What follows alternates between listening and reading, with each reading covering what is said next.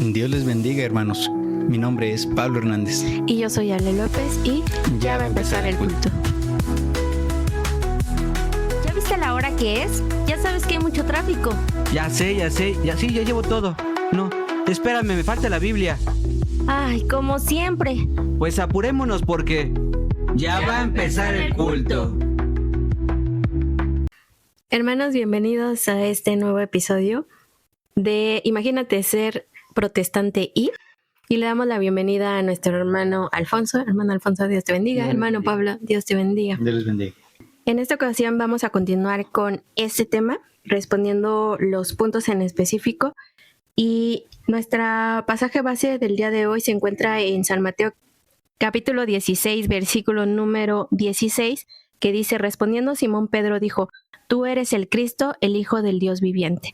Y retomando un poco, el punto que vamos a tratar hoy es que supuestamente esta iglesia de las mayorías dice que imagínate ser protestante y no tener unidad respecto de la interpretación de la palabra de Dios como ellos lo tienen, respecto de que unos pocos, y teniendo como en excelencia al Papa, son los únicos que pueden interpretar la palabra de Dios.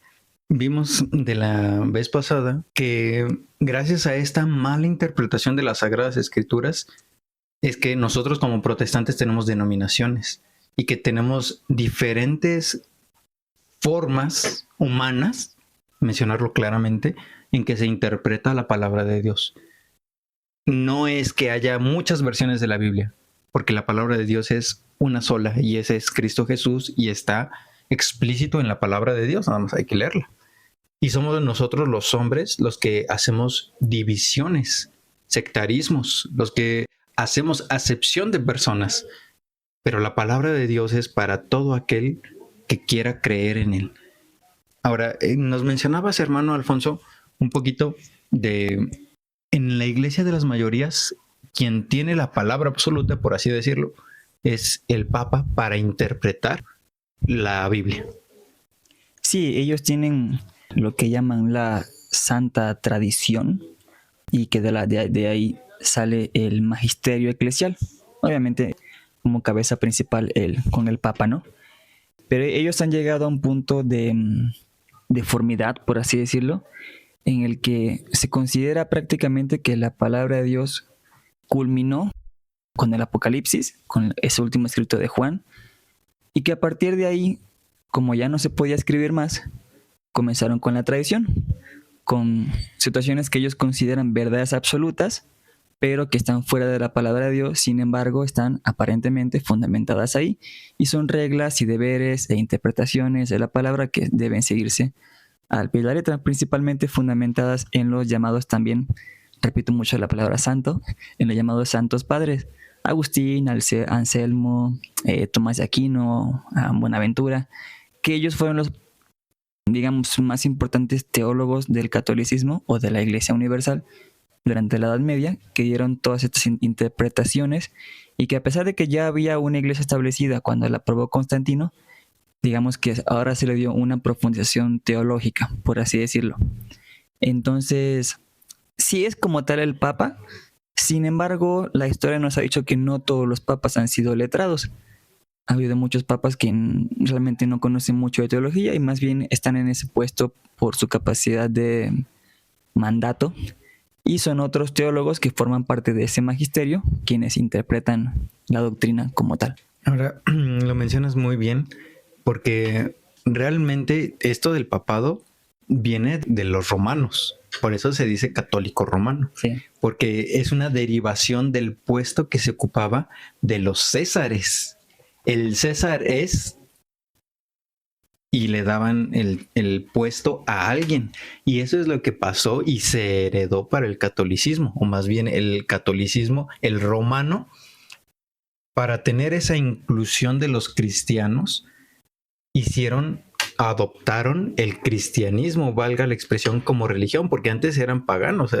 Ellos adoraban a Zeus y una mezcolanza, un sincretismo de lo que venía también de los griegos, que se hizo ahora de los romanos y quisieron adoptarlo adoctrinando al catolicismo, levantando precisamente estos santos que nos estás mencionando. Y bien lo mencionabas anteriormente, hermano Alfonso, que le dan mucho peso a esta interpretación o a este punto, por lo que también se menciona el Mateo, versículos adelantes de nuestro pasaje base, que es el 18, y yo también te digo que tú eres Pedro y que sobre esta roca edificaré mi iglesia y las puertas del Hades no prevalecerán contra ella.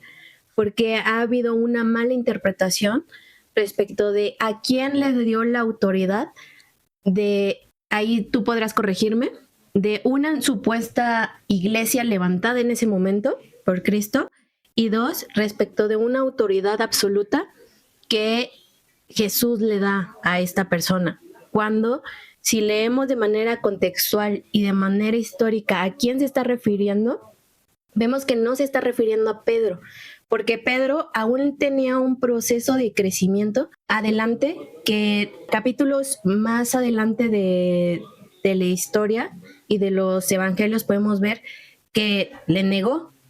Y imagínate un líder que la Iglesia Católica lo toma como el referente más grande, que ha tenido errores, un error tan grande como el haber negado a Cristo Jesús después de una declaración como la hizo en este capítulo.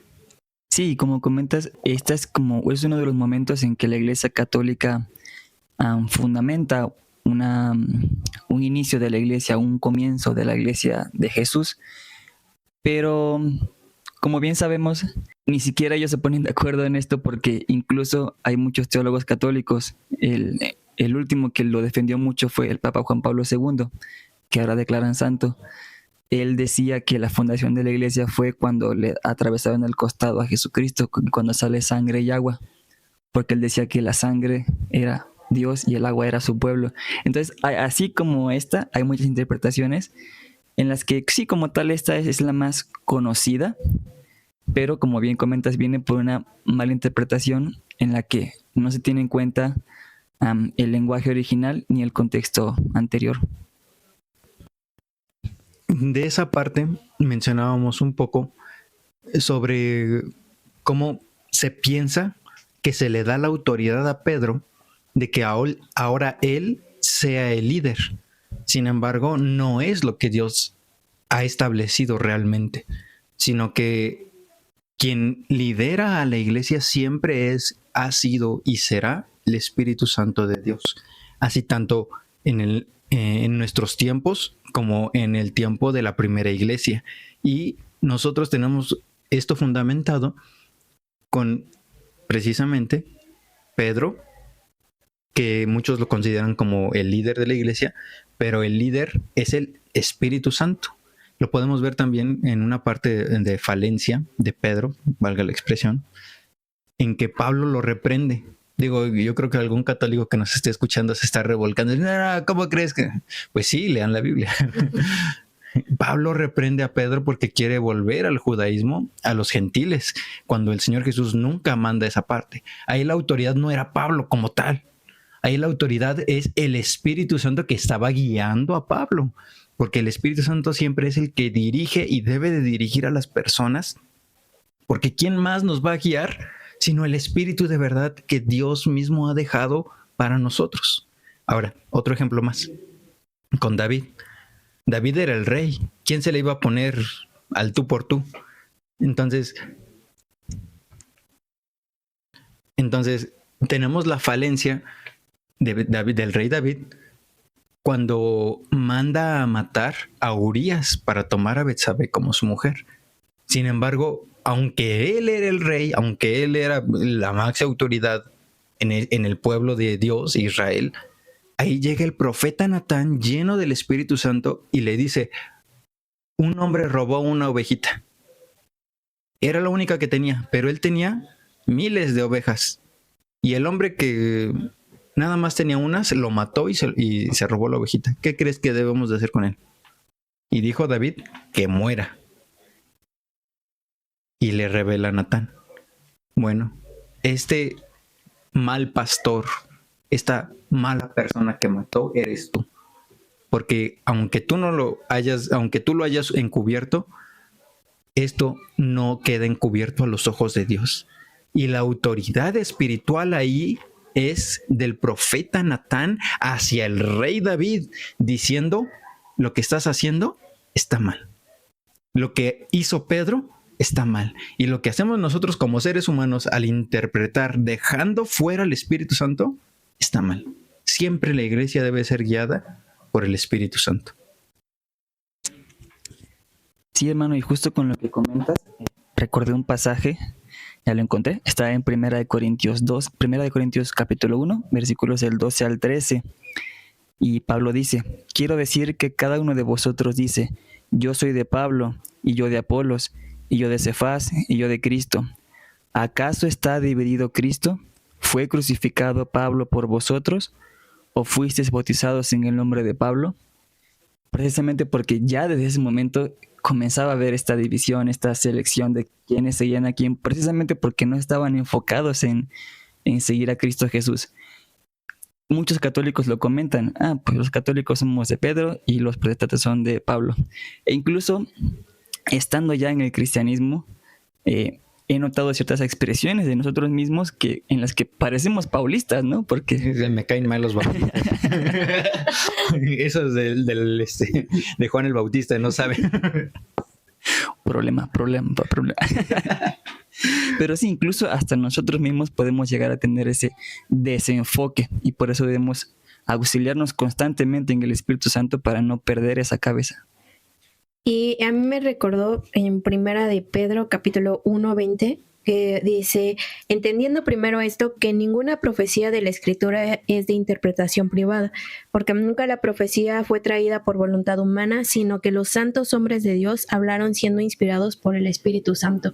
Algo que ya mencionaba el hermano Pablo, toda interpretación en la palabra de Dios no la va a dar un hombre ni la tiene el hombre, sino es el Espíritu Santo que se la revela a quien Él quiere en el tiempo que es necesario. Y también recordaba el punto cuando en el Antiguo Testamento con Nehemías y Esdras, que no tenían quizá toda la compilación que hoy tenemos de las Sagradas Escrituras, pero en este tiempo cuando estaba la reconstrucción del muro, dice la palabra de Dios que los levitas, cuando leyeron la ley delante del pueblo, le daban sentido a lo que estaban leyendo para que el pueblo entendiera. Es decir, no simplemente leían porque sí la palabra, sino que el Espíritu Santo, y ojo, aunque ahí todavía no quiere decir actividad, sino en el Antiguo Testamento no menciona tal cual el nombre de Espíritu Santo actuando sobre su pueblo, pero sabemos que Dios es ayer, hoy y para siempre. Amén. Y entonces en ese momento era quien les estaba revelando y les estaba dando sabiduría para darle al pueblo ese sentido que ellos entendieran y se alentaran en el momento de la reconstrucción del templo. Entonces no podemos enfocar o nada más decir solamente ellos tienen la verdadera interpretación de la palabra de Dios, porque el Espíritu Santo la da a quien Él quiere en el momento en que es necesaria para el pueblo. Qué importante lo que acabas de decir, porque hay muchos que no creen en el Espíritu Santo. Uh-huh. Creen que es una fuerza activa. Uh-huh. Digo, otras, no sé, religiones, iglesias, incluso sectas no creen en la persona, porque es una persona del Espíritu Santo. La importancia de la Trinidad, tremenda.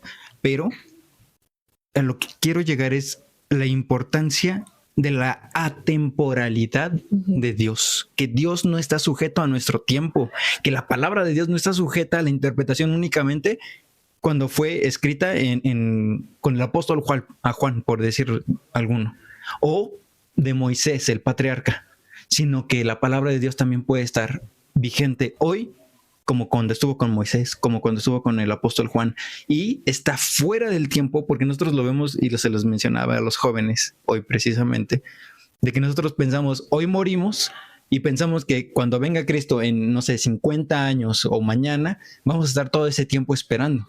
Pero es como nosotros vemos el tiempo, algo lineal. Pero Dios no es así, porque Dios creó el tiempo. ¿Qué tal si nosotros morimos hoy y en este mismo instante ya vemos cómo viene el Señor Jesucristo por su iglesia? Sí, y aparte me acuerdo mucho de unas conversaciones que tenía con el hermano Daniel, de que yo le mencionaba, es que este autor dice esto, y es que este autor tiene esta interpretación. Siempre buscando pleito. No, pero, o sea, mi referencia era este autor, y entonces él me decía, a ver, ¿a quién le vas a hacer caso? ¿Al autor que es su nombre y que es falible? ¿O a la Biblia que te está diciendo cómo son las cosas? ¿A qué te vas a acatar? ¿A qué interpretación te vas a acatar? ¿A la de un hombre que no sabe si realmente está en comunión con Dios? ¿O a aquel que es el autor de todas las cosas y quien inspiró la palabra de Dios? Y bueno, ahí obviamente no Ya. tuve, sí, ¿no? Silencio, Acabó por favor, mi argumento. Y es lo mismo, ¿a quién le vamos a hacer caso? ¿A aquellos que dicen tener la verdad o a la verdad misma que es Cristo? Ahora, avanzando un poquito con el tema, tienes el tema de la Eucaristía, que la vimos un poquito la vez pasada, y reitero lo que dije en el momento pasado. El hermano Alfonso ahorita se está revolcando en su tumba, está gritando. ¡Ah! ¿Qué es la Eucaristía? Porque según viene esto, que, bueno, primero, ¿qué es? ¿Qué es la Eucaristía? Para empezar.